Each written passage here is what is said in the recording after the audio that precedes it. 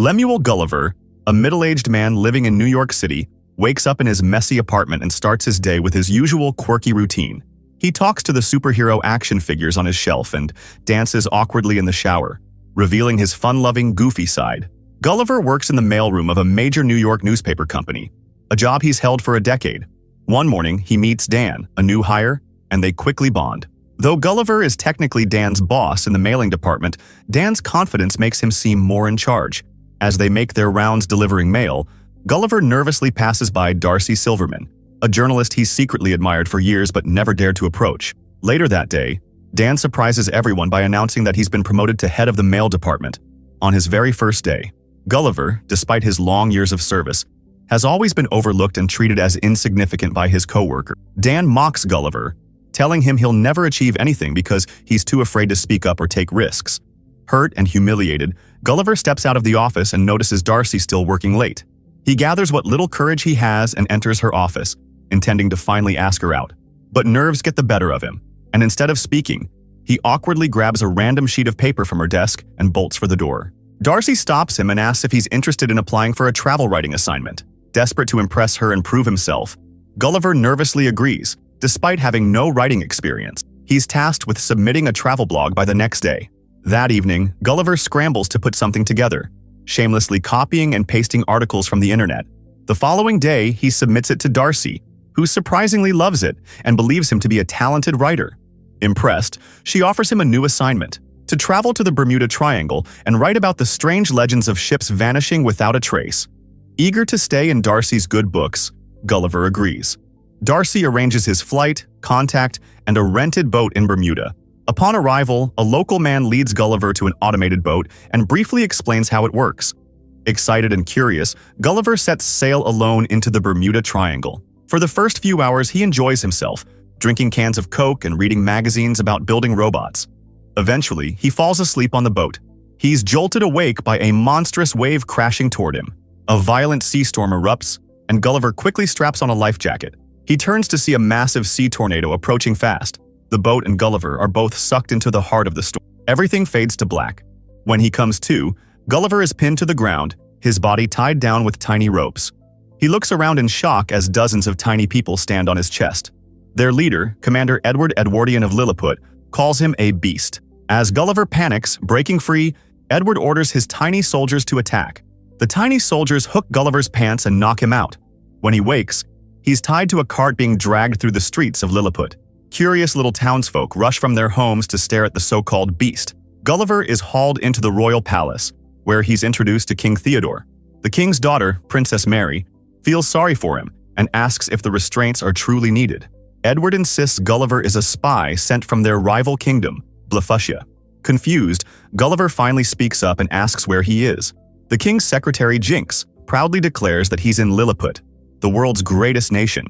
Thinking it's a prank, Gulliver sarcastically asks the invisible cameraman to reveal himself. Later, he's locked in a cave where he meets Horatio, another prisoner, jailed for falling in love with Princess Mary. Edward arrives to check on them, and they mockingly call him a lame ass. Furious, Edward threatens them with life sentences, but Gulliver quickly claims that lame ass means brave. Pleased by this lie, Edward takes them to a field, planning to use Gulliver's strength for plowing, restraining him with a strange machine. Suddenly, the palace bell rings twice. Blefuscia has launched an attack. They attempt to kidnap Princess Mary and set the palace ablaze. Edward dashes off, ordering no one to interfere so he can be the hero. Horatio urges Gulliver to act, knowing Edward won't reach her in time. Gulliver easily defeats the Blefuscian soldiers and saves the princess. Spotting the king and Jinx trapped in the flames, Gulliver acts quickly and extinguishes the fire by urinating on the palace. Everyone cheers as Gulliver's quick thinking saves King Theodore. The king frees both Gulliver and Horatio, thanking them for their bravery. That night, a grand feast is held in their honor. Edward fumes as Gulliver receives praise and admiration. During the celebration, the king asks where Gulliver comes from.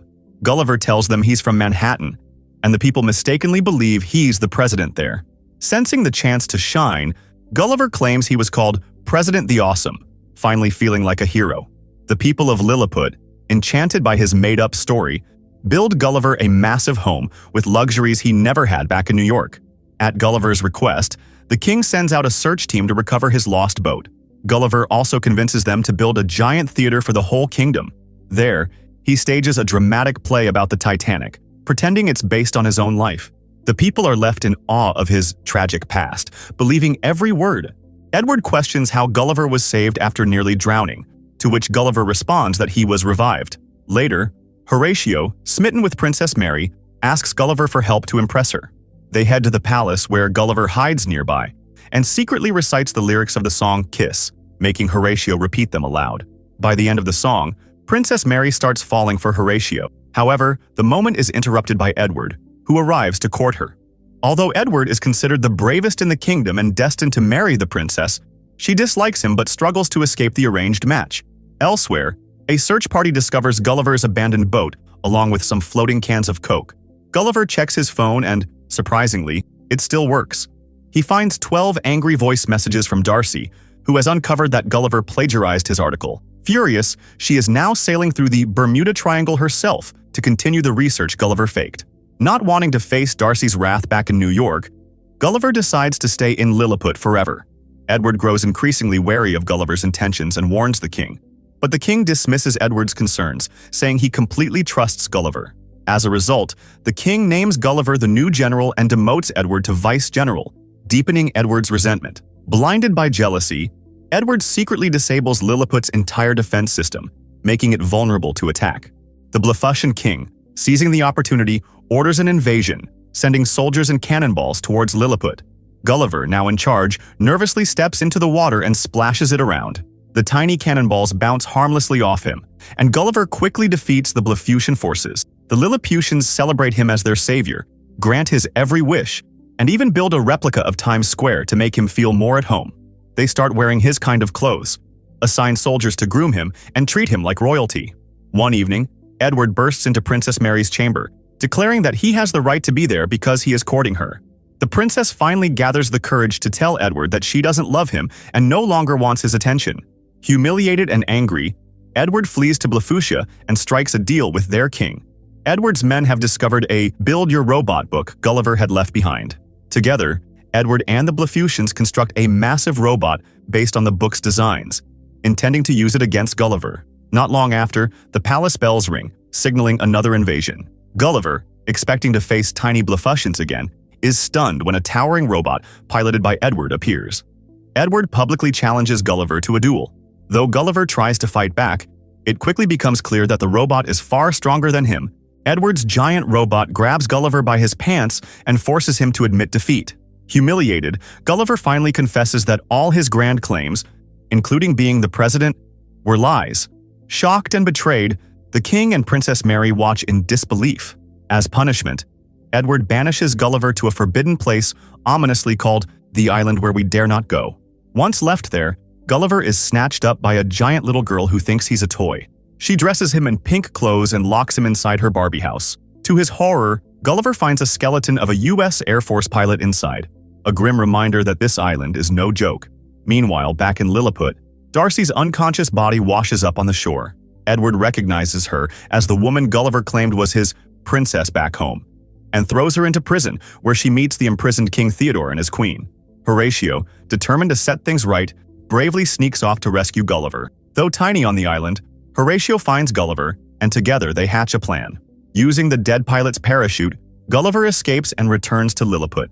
First, he visits Darcy in prison, confesses his feelings for her, and apologizes for stealing her article.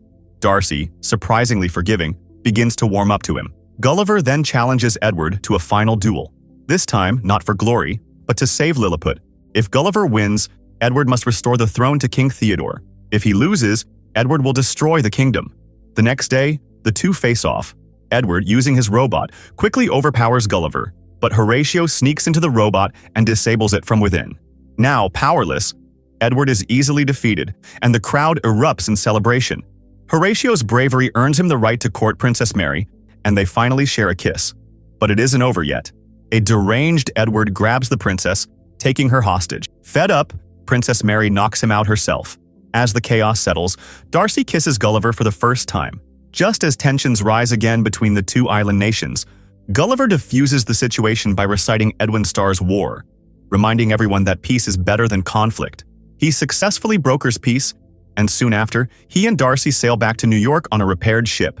Weeks later, Gulliver has quit his mailroom job and become a travel writer. He and Darcy are now happily together. And the story ends with the two walking out of Darcy's office, hand in hand.